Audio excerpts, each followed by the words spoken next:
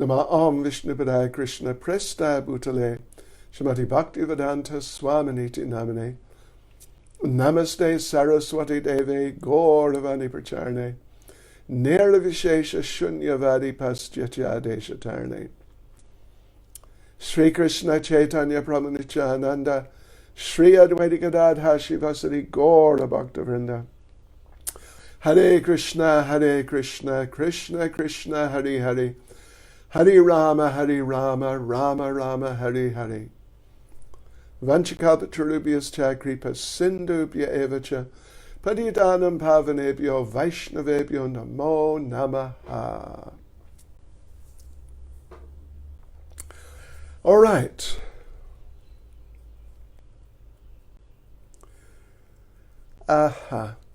So now, first of all, devotees, well, we got about 30 questions, plus or minus, something like that. Let's just check what we got. Yeah, we got about 28, I think. 28 questions, or 30, say 30. We got 2 questions actually left over from verse 7. So we don't want to disappoint the devotees. Let's just try to quickly answer them.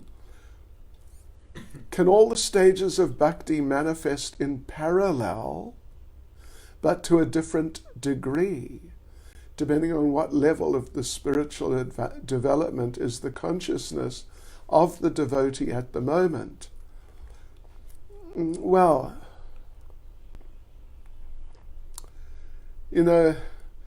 I wouldn't say it's exactly like that. Definitely mixtures are there. That someone will be, say, in anatha nivritti, but some nishta will be there, and some, so something like that. Even maybe some bhava momentarily may be there. There's a letter in which Yamuna asks Prabhupada that when I see the deities, sometimes I feel like crying. What is it? And Prabhupada answers, and she asks a number of other questions about just other things. And Prabhupada answered, it is bhava. I don't think she was on the level of bhava. But normally one of the levels will be predominant. And other symptoms of other levels will be there to some degree. Something like that. This is the normal type of situation. It was said that Namabhas leads to liberation to Vaikuntha, but Namabhas doesn't give prema. Does it mean we can approach the spiritual world without having prema? Well, according to Lord Chaitanya, Namabhas can take you, well, to liberation, that's okay, but it can take you to Vaikuntha. But even we understand devotees who are not on the level of bhava, if they're very sincere, and if they're really focused, particularly in the last years of their life, and when the time of death is coming, they're very focused. Even if they're not on the level of bhava, what to speak of prema, they can go back to Godhead. That's possible. So now on to the 8th verse. You said that a devotee who follows the Raganuga sadhana bhakti has distinctive features, and you gave an example of the extreme humility of Rupa Goswami and Raghunath Das Goswami. Please tell me if there are any other, perhaps, distinguishing features of such devotees. I think that's what you mean. Well, yes. No, actually some were mentioned, like not necessarily following very strictly, in a formal sense, rules and regulations. Doesn't mean that they start breaking regulative principles. Doesn't mean that. But they just automatically do all those things correctly because it's just part of what they are. But yes, so that's one symptom. They may not, at least under certain circumstances, follow the strict rules and regulations so much. Like, there are occasions when Prabhupada walked onto the altar, although he had been, wearing those clothes for hours, and they were not, in the technical sense, clean, but he walked onto the altar. There were times when Prabhupada distributed Mahaprasadam in New Vrindavan. There's a famous case. He just asked the pujaris, the offering was being done, the offering was finished, just finished, and Prabhupada asked the pujaris, give me the plate. And he just distributed the Maha off the deity's plate. And then also, such devotees, usually they're very attached to deities and deity worship. They have very intimate relationships with deities. And they're very attached to chanting the glories of the Lord. Like preaching or just chanting. These are some symptoms. Although externally, they behave like regular sadhakas. Yeah, generally. But sometimes there may be some things. Okay. Can sentimental dreams of the eternal pastimes of Krishna be harmful to the spiritual life of a devotee? Or is it better for a devotee not to... Oh, Krishna. Is it better for a devotee not to focus his mind on the transcendental pastimes of the Lord at all? Haribol. I think I appreciate you've asked a question. That's okay. So anyway, let's just answer the question. Dreams are dreams. And there are stories, there are numerous stories of devotees, like advanced devotees, dreaming of Krishna and getting some direction from Krishna in dream. In Chaitanya Charitamrita, there's a few examples, but if you read particularly something like Bhakti Ratnakara, there's so many examples of devotees receiving instruction through dreams. And of course, we meet devotees, even I've had dreams. Yeah, I've had dreams. We meet devotees from time to time who have had dreams of Krishna. But you have to be careful, because when you're sleeping, you are in deep Tamagoon, really deep, awfully deep Tamagoon. So there's a real possibility of any dreams, including dreams of Krishna, somehow becoming distorted. I'll give you an example. It's a really interesting example. One very nice devotee, originally from Durban, now elsewhere, family, a Grihasta lady, very nice husband, just a wonderful devotee, and 2 children who are just excellent devotees. They're both initiated for some time.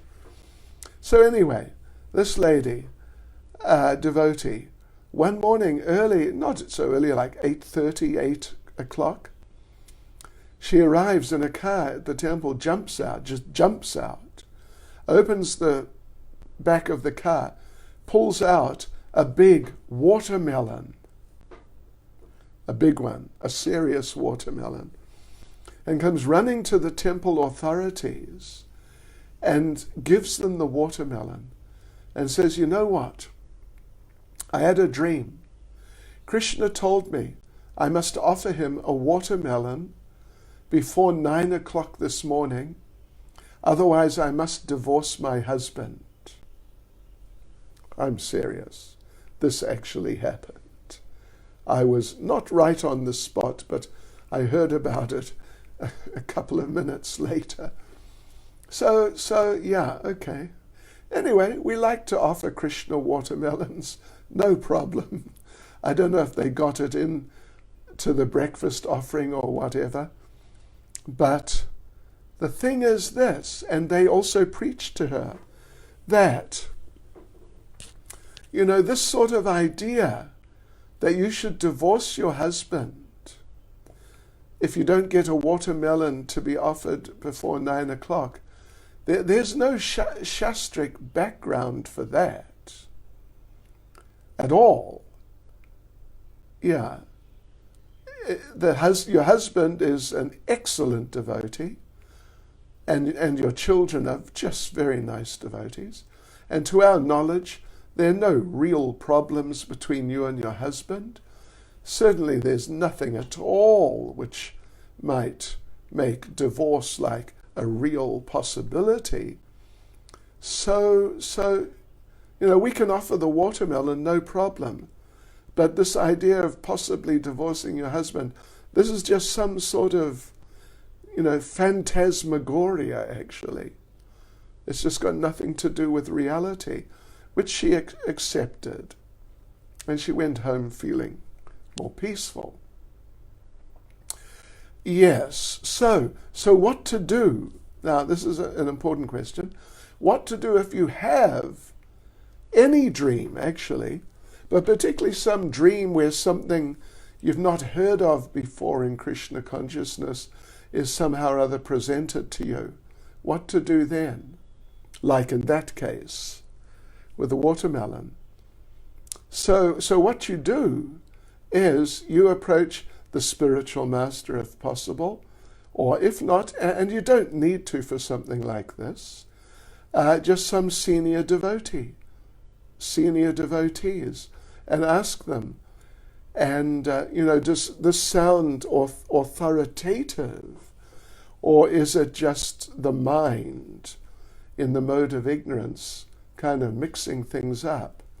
As we read, I think it was yesterday or the day before, the mind has impressions from many lifetimes. Sometimes they just come together and get mixed up.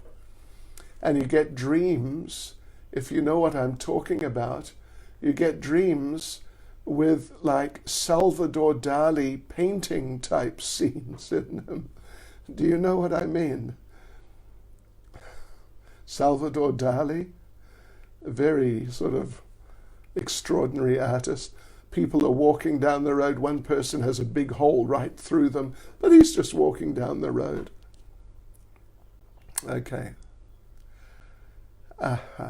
So better to check.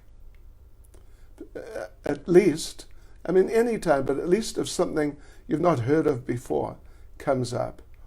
And as far as not focusing on the pastimes of the Lord, no, we must.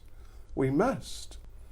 Prabhupada said that if you read Krishna book every night before you go to sleep, then you may dream of Krishna. That we want. In the first class on verse 8, we said that we don't advise you to live in Vrindavan constantly due to extreme climate. Does this mean the possible difficulties of focusing on spiritual practice due to unfavorable external factors? Am I talking too fast? Or are you okay? Okay. Basically, that's what I mean. Plus, Vrindavan's very intense. Spiritually, it's very intense. Yeah. Plus, and maybe this is the most important point, if you don't have any service to do there, if you haven't been directed, please go to Vrindavan to do something by some authority, then what are you doing going there to live? Even if, if someone is retired and they want to go to the Dham and they can afford it and do service, then generally they'll take permission from the spiritual master before they'll do that, or anything of that sort. But yes, there's certain external factors, and particularly the main thing, if you're just going to Vrindavan, to go on pilgrimage, of course, please do that. That's essential. But just to go with no mission, no specific program, authoritative, authorized, that you should do, that's not a good idea. Can an initiated devotee chanting 16 rounds attentively and following the 4 regulative principles achieve the level of Sampatidashi? Well, that means that was the level of realizing our eternal relationship with Krishna and sort of becoming situated in it. Not just understanding what it is, but actually entering into it. And the answer is yes, definitely. In fact, that ultimately is the idea, to enter into our relationship with Krishna. Otherwise, what are we doing here in Krishna consciousness? Why are we here? We did mention right at the beginning, like more immediate goals, like to reach the level of nishta, to become stable and steady in Krishna consciousness. And not, in your very prone to become bewildered from time to time, be thinking Krishna prema, Krishna prema. Better to focus initially on becoming steady, focus initially on chanting attentively and work on these things, and gradually the higher things will come in due course. The higher things will not come until you've got yourself steady and you're chanting very attentively. There's no real question. Just as we mentioned, the one devotee who attended the VIHE, the educational program for adults in Vrindavan, he said, before you become a guru and save the world, go to the VIHE and save yourself. That's just really on it. He got it. He really got it. And he's now a guru, actually. Okay, right. Is it true that even if one completely concentrates on thoughts on Krishna in the moment of death, still he won't go to the spiritual world, but will have another birth in the material world? Oh, in that place of the universe where Krishna's pastimes take place at that moment. All right. Yeah. Srila Prabhupada, to my knowledge, as I recall, Srila Prabhupada says this. He definitely says it. To my knowledge, I've only seen it one time, but maybe there's more, but I definitely saw one time, that Prabhupada says that if you, not exactly like how you have expressed it, but if you come to the point of perfect Krishna consciousness, pure devotional service like Krishna prema, and now you leave your body, what happens next? Prabhupada, there is a place, as I recall, in Krishna book, but you can check, where Prabhupada says that next you go to where Krishna is having his pastimes, and you have one lifetime with him in his pastimes. Then you go to Goloka. But if you go to where he's having his pastimes, it is just not different, really, from going to Goloka. I mean, there's some differences, like some demons come, but otherwise, it's as good as Goloka. In what rasa is a devotee on the stage of raga bhakti? You know, well, we only briefly discussed the subject, and I'm sure there's, a number of things we weren't able, like even important enough things, we weren't able to go into in sufficient depth. But, as we said last night, Raganuga Sadhana Bhakti is a stage of sadhana, of practice. It is not that when you start practicing Raganuga Sadhana Bhakti, that you know what your rasa is, and therefore you are in your rasa while in your Raganuga Sadhana Bhakti. Well, no, wait a minute. Yeah, that's sorry. Let me just take that. Let me just walk that back. You would know if you're properly situated in Raganuga Sadhana Bhakti. You would know what your rasa is, but what your rasa is would depend on what your rasa is. So it's not that when you get into Raganuga Sadhana Bhakti that you're in a particular rasa. I mean, everyone is in a particular rasa.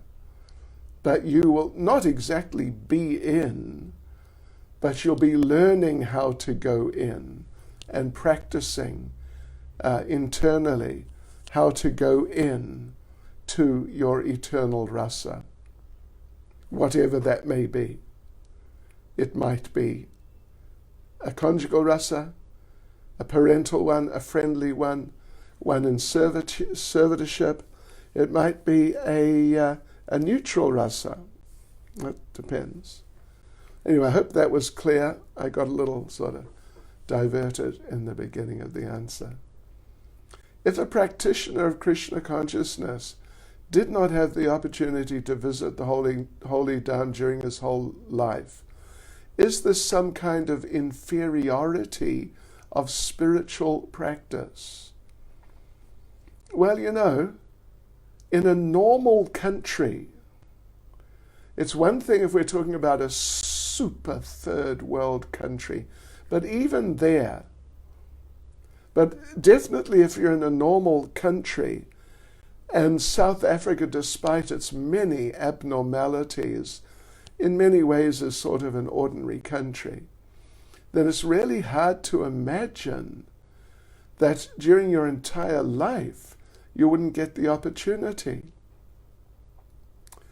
But even if you actually didn't get the opportunity because of some just too extremely pressing circumstances or something like that, is it an inferiority of spiritual practice? No. We have to practice Krishna consciousness in whatever situation Krishna places us.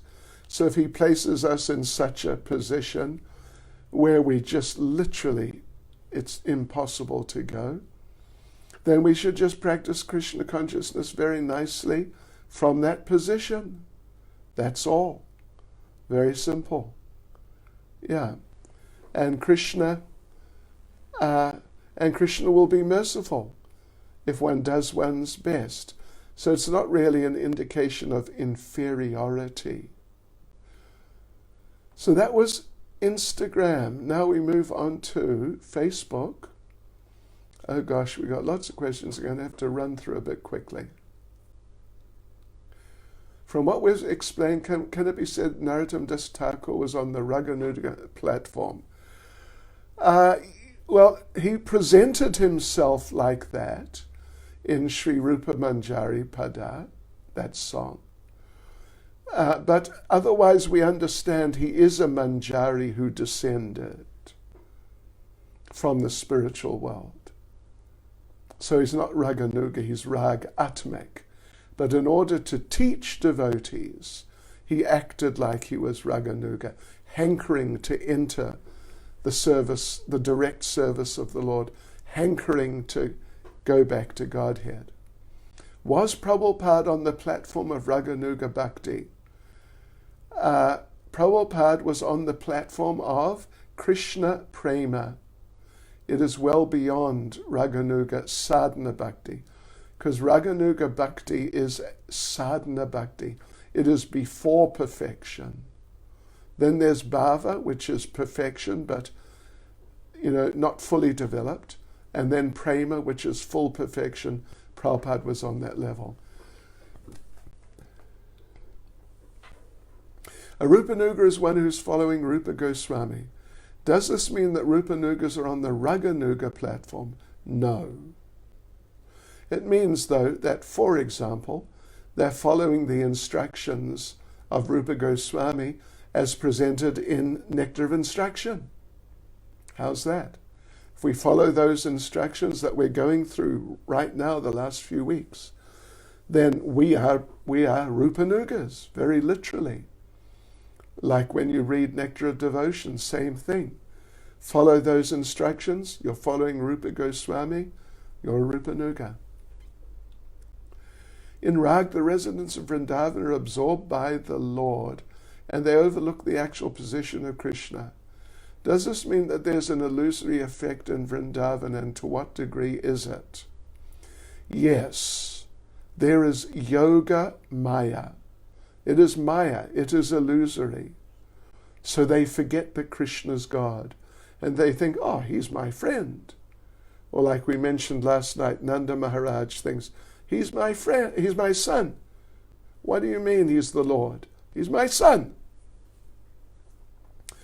But it's yoga maya. Yoga meaning it brings them closer to Krishna. So do the gopis and cowboys of Vrindavan know Krishna's full form and opulence? Well, frankly, nobody does. Even arguably Krishna doesn't know himself in his full form and opulence. I mean, that may be or maybe not, but no devotee does. And choose to accept him in the form of their various modes, or is the covering an influential part in making them overlook the supremacy of the Lord? Anyway, I've answered that. It's Yoga Maya, it's not Mahamaya. In Mahamaya, you think, here I am in this world, I am this body, this is my home, let me make the most of it.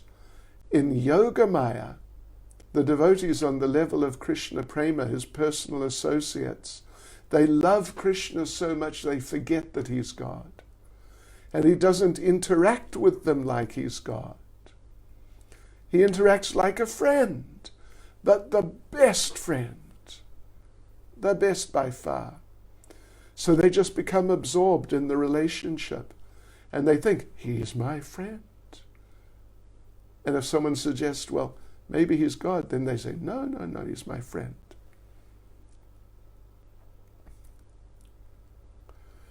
Could you give the reference of Srimad Bhagavatam verse where the mind is compared to a wild animal? Can you write me an email? I'll have to look it up. I can't remember offhand. But there is such a verse. I'll look it up. If you write me an email, our devotees can give you my address.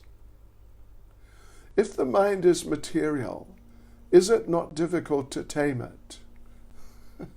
Yes. It's like the body. It's difficult to tame the body. When the body has to go to the toilet, you got to accept the order of the body. Yes, body, we will go to the toilet. Hair is growing out of your head. You cannot stop it. We could save a fortune in razor blades if we could stop the hair coming out of our body. So the body has its nature and the mind has its nature. So in both cases, we must try as much as possible to tame them by engaging them in Krishna's service. So if I understand well, there's no bad karma for a manjari who is envious of Krishna's flute. No bad karma, you're right. In fact, it's fully Krishna conscious. There is material envy, but it's very pure and glorious. So yeah, there's no bad karma. Actually, it's very nice.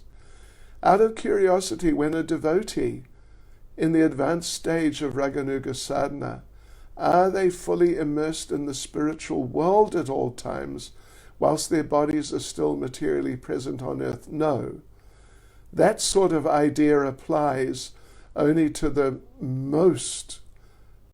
perfect devotees.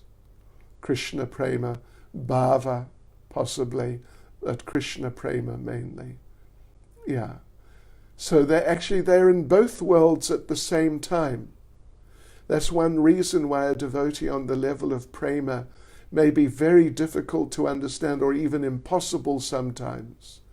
Because sometimes he's functioning in a consciousness of Goloka Vrindavan and he's kind of not relating with the world. Yeah. But other times, because he has to set an example, particularly if he's acting as a guru, as an acharya, he'll act very properly in terms of our standards here. And so he will be his consciousness will be present here, very much. How does one know when one is ready to read much more advanced pastimes such as Madhurya Rasa, as Srila Prabhupada warned to not take it lightly? Well, one guru in ISKCON gave a very good suggestion. First of all, you must have read all of Prabhupada's books at least 3 times. It's an excellent suggestion, actually. But otherwise, in general, it's something you should consult with the spiritual master about. With the spiritual master. And senior devotees too, but the spiritual master should participate in that discussion. Because, you've got to be careful with such literatures, even though they're wonderful. But you may not be wonderful enough to really digest them. Yeah. When Srila Bhaktisiddhanta had translated Govinda Lilamrita, and he wanted to print it for distribution, he asked his father, Bhaktivinoda Thakur, who's like a Siksha Guru, is it okay? And Bhaktivinoda Thakur said, yes, it's fine. You can print 1 copy for yourself. And that was it. It seems like an impossible level for devotees to reach, like me especially, if you live outside the temple, but also very... Oh, wait a minute, sorry. Oh, well, anyway, let's carry on with that one, then go back to the one before. But it's also very inspiring, means Raganuga Sadhana Bhakti, I guess. What's the practical inspirational mood we can take from this verse to increase the love in our daily practice of Krishna consciousness while working, carrying out duty, doing devotional service? Yeah, okay. Good point. The point is, I would say the first point is that we should cultivate a consciousness that I am serving Krishna. I have a relationship with him. I don't know exactly what it is, but it definitely involves serving him in some way or another. So therefore I will carry on in service to him. And when I'm serving, I'll really try to be mindful that this is for him. And therefore do the service in appropriate, means very nice ways. Not just sort of, on automatic pilot, but really try to do things with some feeling, some appreciation of Krishna, some gratitude. You've helped me so much. You've saved me. So here I am. I'm going to reciprocate by doing the service as nicely as I can in a very mindful way. The Vedas say we should pacify our feelings, but what about the spiritual world? Do they have feelings, for example, for other souls? A sense of affection for friends? Or is it all just serving Krishna, including feelings? Good question. Yes, we should definitely pacify our material feelings and not get too sentimental and too emotional. We have to control ourselves. That's what Krishna told Arjuna in the beginning of Bhagavad Gita, isn't it? Don't lament for the living or the dead. Yeah. But in the spiritual world, they have feelings. For Krishna, Krishna's in the center. But they have feelings if they're family devotees, which so many are. They have very strong, loving feelings for their family members as devotees. And for their friends, great love and affection in the context of being devotees of the Lord. We're discussing a high level of devotional service, yet Srila Prabhupada mentions that Nectar of Instruction constitutes the first instructions for neophyte devotees in the preface. Please comment. Yeah, well, I think we did already, but we will again. Yes, indeed. It's a very important point that where, like I was saying last night and maybe the night before, where we find reference to these very elevated subjects, then it is just for our information at this stage.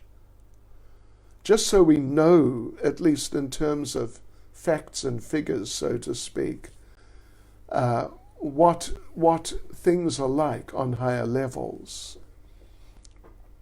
But otherwise, the instructions that you must do this, you need to do this, or not to do that, which we get in the first so many chapters, those are the most important ones for us.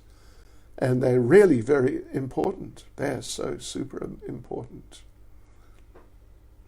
Could you please explain more on the connection of Rupa Goswami and Rupa Manjari? That means our Prabhupada and me can help us at the time of death. Well, Prabhupada's on the level of Rupa Goswami.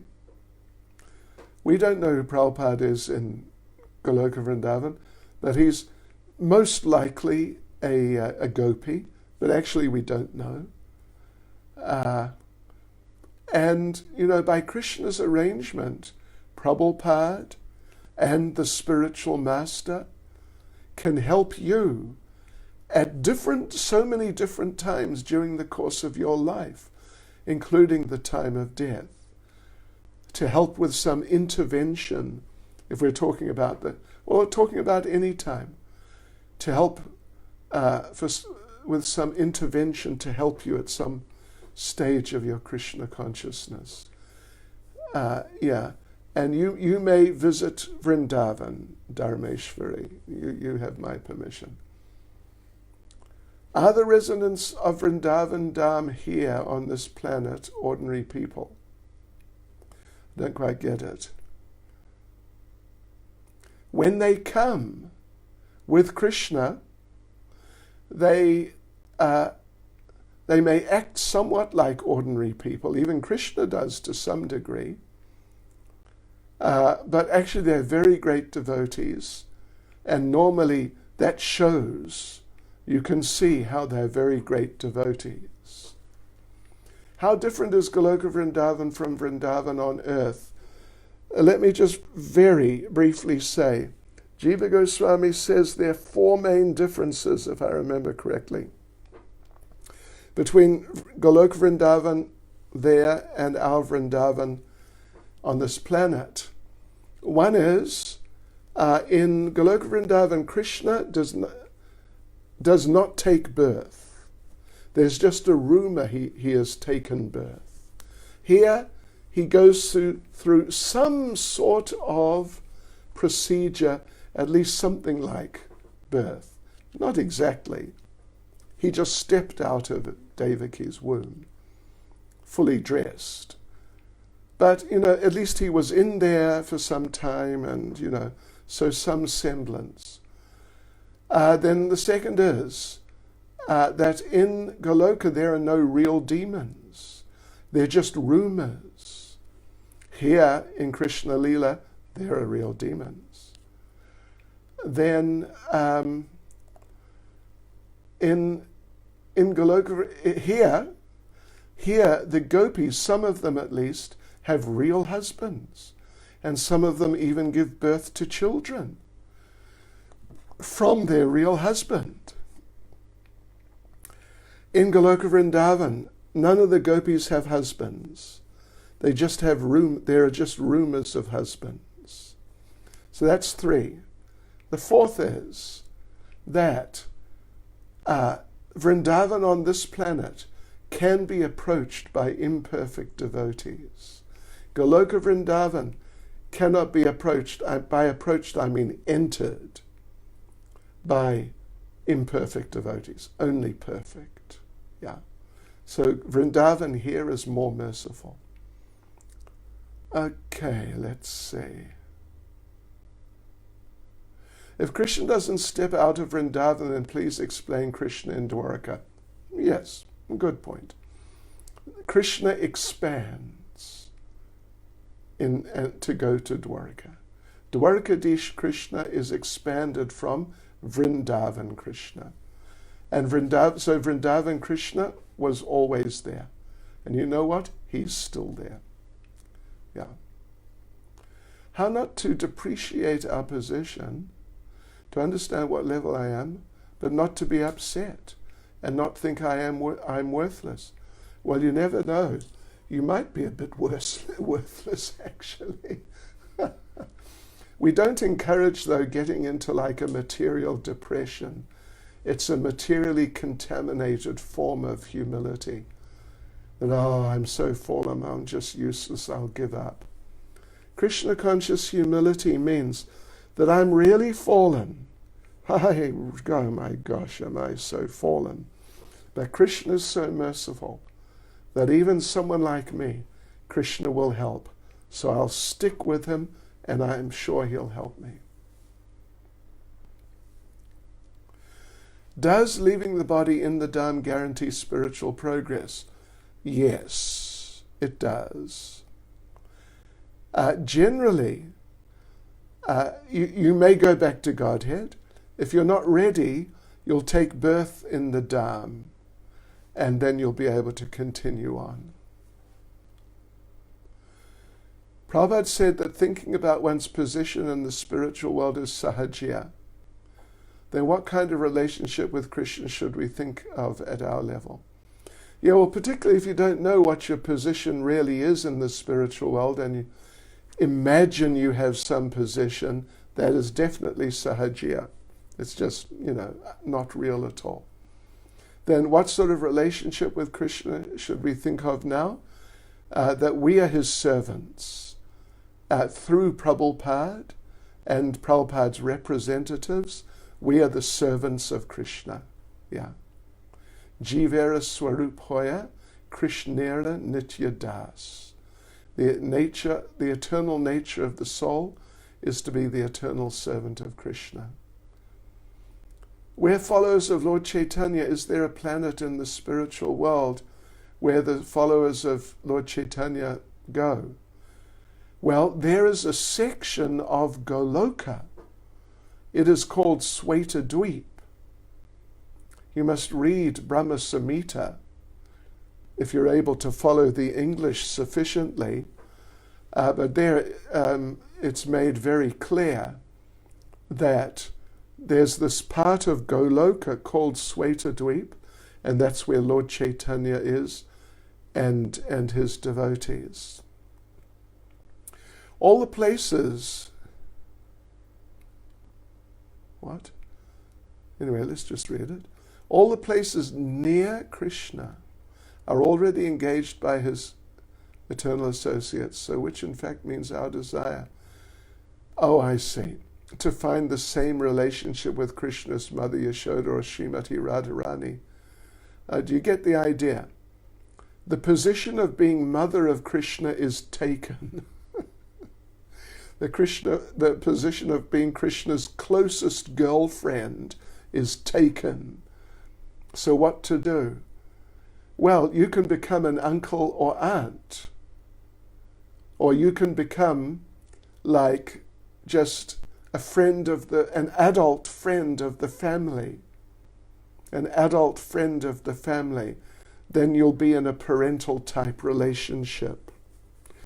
If you have a spiritual body something like the same age as Nanda and Yashoda, give or take, then you'll probably be in a parental rasa, of some type, as a family friend, as an uncle or aunt. I'm sure Krishna has loads of uncles and aunts.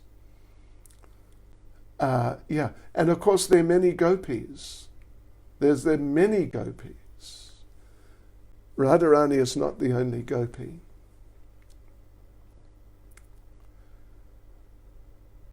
I heard from spiritual masters that our level we're all in the dasya rasa.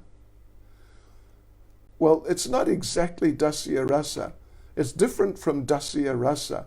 That's an actual rasa with Krishna in pure devotional service, absolutely pure devotional service. We're practicing.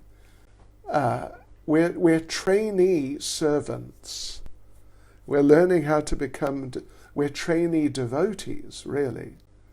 And in due course, as you become advanced enough, what your real rasa is will be revealed. Okay, we're almost there. Yeah, we're almost there. We're doing okay. So here's a person feeling disappointed by what I said. Listening to my lecture, it makes me think that achieving Raganuga sadhana bhakti is almost impossible for someone like me. What are my hopes? Well, we hope you manage to understand it is very elevated. It's not just like you could choose, what shall I do, Vaidhi Bhakti or Raganuga Bhakti? Which one shall I choose? Well, let me think. No. Raganuga sadhana is, first, an interesting point. It's for those who are generally have a position in Goloka as opposed to Vaikuntha. Devotees like Hanuman, he is not rag atmik. He is a pure devotee in awe and reverence, a formal mood. He has not gone through Raganuga Bhakti.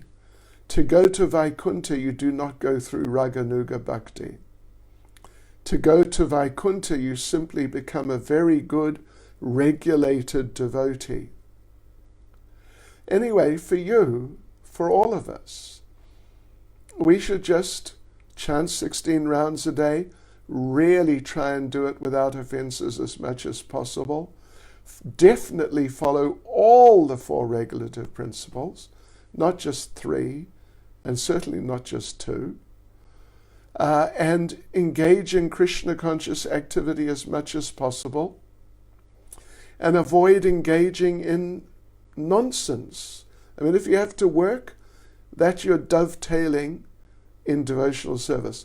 But just some stupid activity that has nothing to do with Krishna consciousness, you avoid it.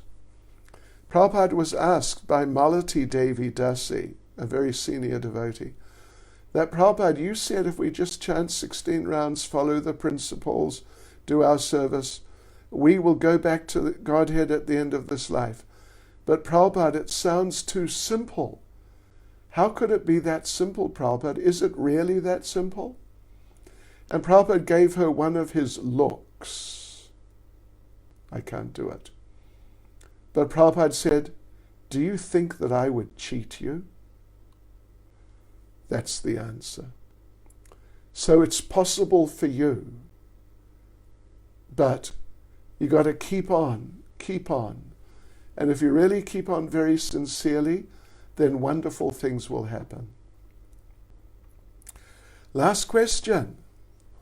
I recently read in Srimad Bhagavatam, Canto Canto 1, text 16. Okay, anyway, Canto 1, some chapter. That Kali resides in gold. So is it inauspicious to wear gold? Or is it all right? Specifically what's being referred to is hoarding, like hoarding money or hoarding gold or hoarding anything, really. Yeah, particularly hoarding wealth. In those days, they didn't have printed money. They'd never heard of, dollar bills or 10 Rand notes. They didn't have such things. They're a more recent concoction. Yeah, so wealth was generally in things like gold, in cows. So, but for us as devotees, we're definitely encouraged to live simple lives. So therefore, someone like me, look at me. I don't wear gold or any jewelry, actually. Nothing. Once I had, what happened? Someone gave me a gold chain. So I got a gold Nishinga, like one of the kavacha, they call it, yeah? Little pendant thing. Put some Vrindavan dust in it, sealed it and put it on this gold chain. And I thought, oh, very nice, Krishna conscious. But when was it? I think it was when Giriraj Maharaj first came to South Africa, or maybe I shouldn't blame him. But anyway, at some point, I think it was Giriraj Maharaj. I hadn't been wearing the thing a long time at all. But I think it was Giriraj Maharaj told me that, it's not really so suitable. I was a brahmachari at the time. And it's generally not so suitable for sannyasis also. So therefore I don't wear anything of that sort, nothing, and I haven't done for quite some years. But for householders, it may be possible to keep a modest amount of that just for more just for special events or things like that. Okay, devotees, there we go. That's the end of the questions. Thank you for the very good questions. So many. I wasn't really able to go into depth much with hardly any of them. But anyway, they're good questions. Thank you. I hope you're okay with the answers. Anyone who wants further information, you could write to me. So thank you all very much. Srila Prabhupada ki.